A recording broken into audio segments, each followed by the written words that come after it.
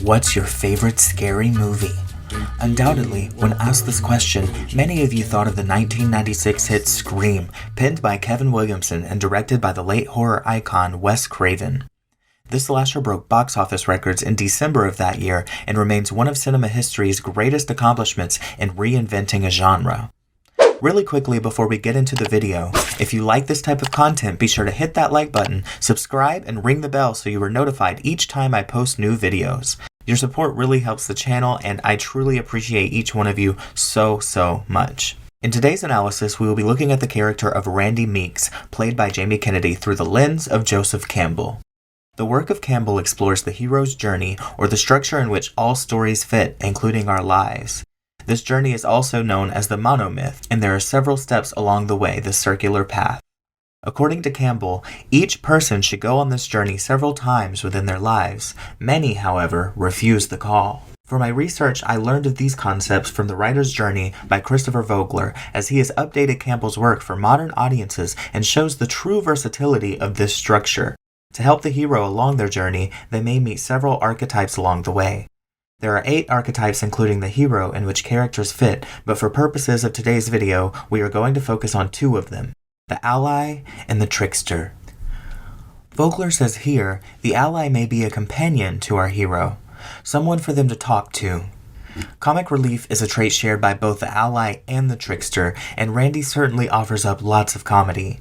It's through laughter that we get needed perspective to see the absurdity of these tense situations presented during the remainder of screen time of this franchise. Fuck you, nutcase. Where were you last night? Working, thank you. Oh, at the video store? I thought they fired your sorry ass. Twice.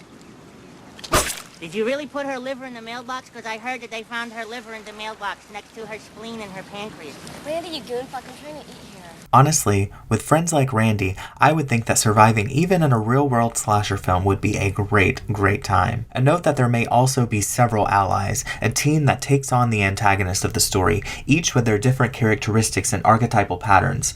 But that's a video for another day. Let me know down in the comments if you would like to hear about more characters in the Scream canon. When looking at the original 1996 masterpiece, we see many traits of the ally. The ally may offer introductions to the special world of the story being told, the special world here being that of horror films. Their fresh eyes on how the world works makes it easy for our hero and us as the audience to be immersed into the plot. The famous rule speech is a perfect example of this characteristic. Jesus Christ, you don't know the rules? Have an aneurysm, why don't you? There are certain rules that one must abide by in order to successfully survive a horror movie. For instance, number 1, you can never have sex. No. Big no-no! Big no! I'm a dead man. Sex equals death, okay? Number 2, you can never drink or do drugs. No, the sin factor. It's a sin. It's an extension of number 1. And number 3, never, ever, under any circumstances say, I'll be right back. Because you won't be back. I'm getting another beer. You want one? Yeah, sure. I'll be right back! In my opinion, this scene could also be viewed as another characteristic of the ally, someone who offers alternative solutions to the problem. In this chapter of the franchise, we also begin to see more of Randy's trickster energy as well. Tricksters are known to have a desire for change, which is displayed in Randy's romantic interest in hero Sidney Prescott, played by Neve Campbell. While this was mentioned in the first film... Well, what's his reason? Maybe Sidney wouldn't have sex with him. What, she's saving herself for you? Maybe. Now that Billy tried to mutilate her, do you think Sid would go out with me? No, I don't at all. No. The sequel drives this narrative even further. Alright, that's enough. That'll be a wrap. The sequel discussion to be continued. So, Mr. Originality, how would you make it different? I'd let the geek get the girl. 300 people watched. Nobody did anything. They thought it was a publicity stunt, for Christ's sakes. And it would have been a good one, too. It's starting again, Randy. It's not. A lot of shit happens at the movies. People get robbed, shot, maimed, murdered. Multiplex is just a very dangerous place to be these days. Yeah, and you are in extreme denial. And you should be too. This has nothing to do with us. You know, I might just have one for that. Oh yeah, what is it?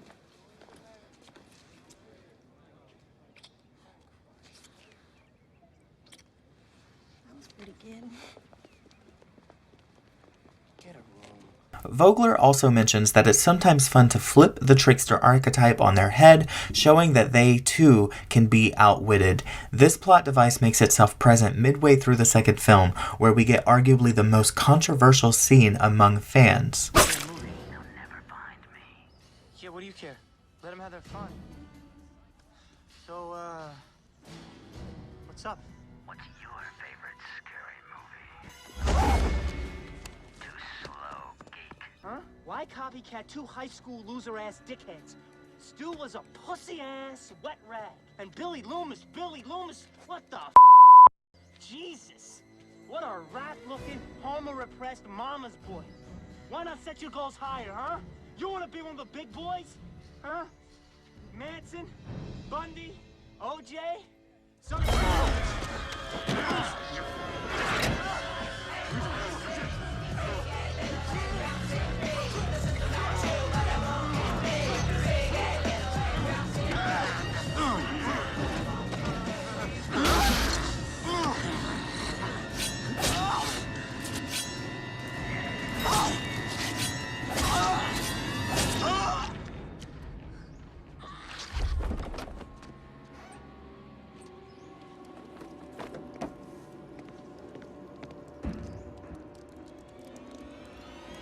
That's right. Randy meets Ghostface, and it is a fatality. A truly shocking moment that I will never recover from fully.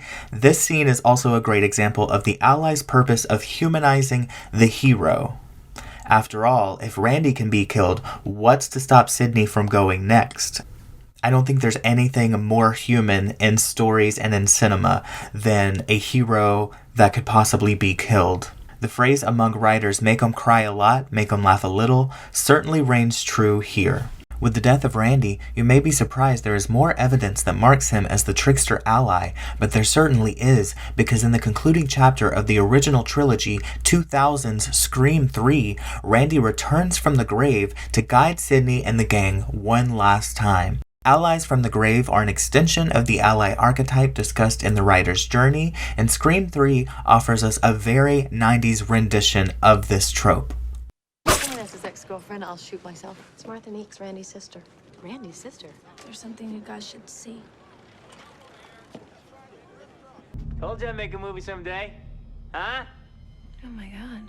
Well, if you're watching this tape, it means, as I feared, I did not survive these killings here at Windsor College. And that giving up my virginity to Karen Kolchak at the video store was probably not a good idea. Karen Kolchak. Yes, Karen Kolchak. Creepy Karen? Shut up! Open the door, Randy! 15 minutes. My room too! Paul, 15 minutes, I'm leaving my legacy. The reason I'm here is to help you so that my death will not be in vain. That my life's work will help save some other poor soul from getting mutilated. If this killer does come back, and he's for real, there are a few things that you gotta remember. Is this simply another sequel? Well, if it is, same rules apply. You are not dealing with a sequel. You are dealing with the concluding chapter of a trilogy. That's right. It's a rarity in the horror field, but it does exist. And it is a force to be reckoned with. Because true trilogies are all about going back to the beginning and discovering something that wasn't true from the get-go. Godfather, Jedi, all revealed something that we thought was true that wasn't true. So if it is a trilogy you are dealing with, here are some super trilogy rules. 1, you got a killer who's gonna be superhuman. Stabbing him won't work, shooting him won't work. Basically, in the third one, you gotta cryogenically freeze his head, decapitate him, or blow him up. Number 2, anyone, including the main character, can die. This means you, Sid. I'm sorry, it's the final chapter. It could be fucking Reservoir Dogs by the time this thing is through. Number 3, the past will come back to bite you in the ass. Whatever you think you know about the past, forget it. The past is not at rest. Any sins you think were committed in the past are about to break out and destroy you. So in closing, let me say, good luck, Godspeed, and for some of you, I'll see you soon. because the rules say some of you ain't gonna make it. What a perfect way of honoring such a legendary part, and honestly the heart of this franchise. Williamson and his excellent scripts tell us that Randy is a fun, level-headed, and loyal character. From his ability to laugh through trauma, guide the hero along her journey, and see the inner workings of the world in which he lives, the Scream franchise gives us a strong example of the trickster ally archetype strong at work. Randy Meeks is one of my favorite fictional characters of all time, and his legacy has far outlived any other tricksters or allies that come to my mind. I'd love to hear your opinions down below. Do you agree with me, or do you feel Randy belongs to another character archetype, like possibly the mentor? If you've made it this far in the video, thanks so much for tuning in. Leave a knife emoji in the comments to let me know you are a true Scream fan, and I will see all of you lovely people in the next video. But until then, please remember to keep it peaceful. On a gathering storm comes a tall, handsome man in a dusty black coat with a red right.